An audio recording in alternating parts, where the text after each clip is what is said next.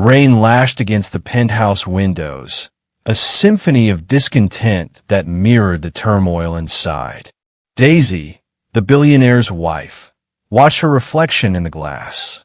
Her face, a mask of cold perfection, showed no trace of the storm brewing within her.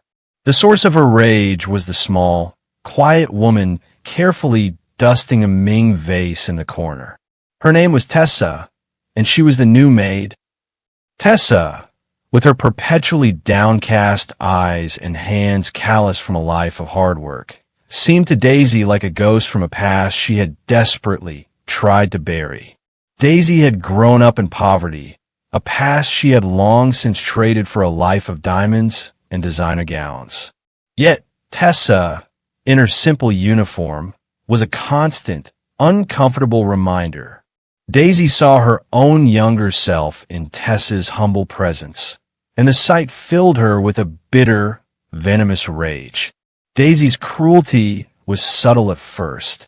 She would leave faint smudges on newly polished surfaces, then reprimand Tessa for her sloppy work. She'd complain of a missing earring, only to find it later in a place Tessa had just cleaned. But the cruelty escalated. One day, she accidentally tripped, sending a tray of delicate porcelain crashing to the floor. "Oh, Tessa," she said, her voice dripping with false concern. "How could you be so clumsy?" The cost of the broken set was docked from Tessa's already meager salary. The billionaire, George, a man whose life revolved around mergers and acquisitions, noticed nothing. He saw only the surface of his life, the gleaming penthouse, the flawless wife, the orderly household. He was so consumed by his empire that he failed to see the quiet suffering in his own home. He would pass Tessa in the hallways, offering a polite, distant nod, completely oblivious to the bruises on her arms or the tears she quickly wiped away. One afternoon, Tessa was carefully arranging fresh flowers in the foyer. The vibrant colors seemed to mock the grayness of her life. Daisy walked by and, with a swift, almost imperceptible motion, knocked the vase from the table. It shattered on the marble floor, the glass and water creating a jagged, sparkling mess. "You are utterly useless," Daisy shrieked, her voice tight with fury. "Get this cleaned up immediately." As Tessa knelt to pick up the shards, a piece of glass sliced in her hand. She winced but said nothing. Just then, George came home early. He found Daisy standing over Tessa, who was trembling, her hand bleeding onto the pristine floor. The sight was like a punch to the gut. The cold indifference he had built his life on cracked. He saw not a maid and his wife, but a victim and a bully. He knelt beside Tessa, his eyes fixed on her bleeding hand. "What happened here, Daisy?" he asked, his voice low and dangerous. Daisy's carefully constructed facade finally crumbled. "She's so incompetent," she stammered. She dropped the vase. George didn't fear in Tessa's eyes, the exhaustion etched on her face. He saw the truth.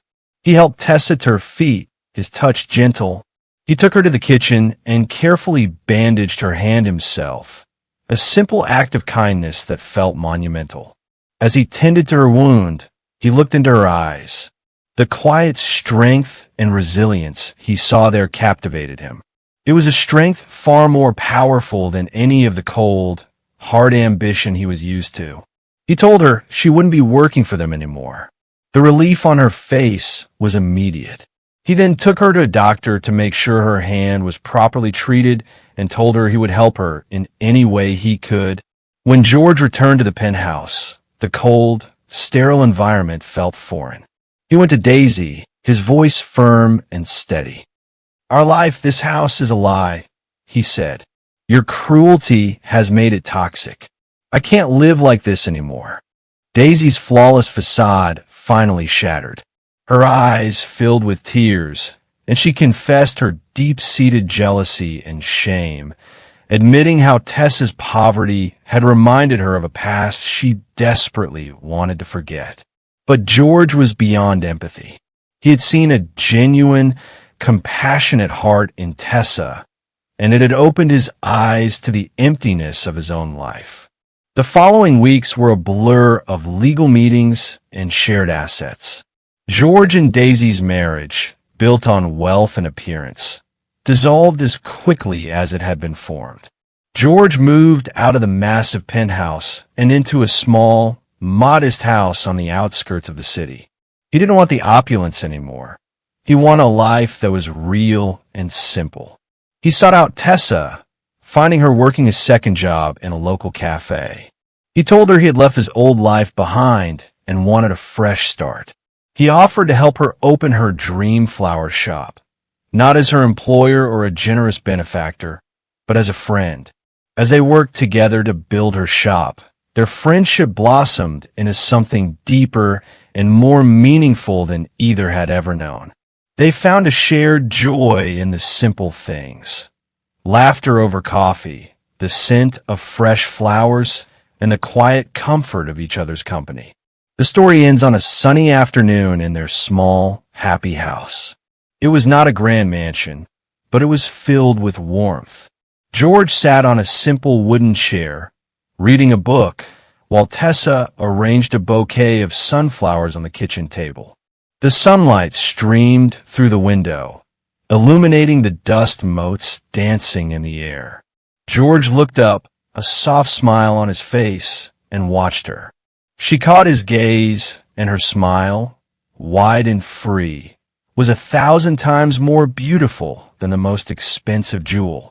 He had given up an empire, a life of flawless luxury, for a simple, honest love. And in this small house, with this extraordinary woman, he was finally home.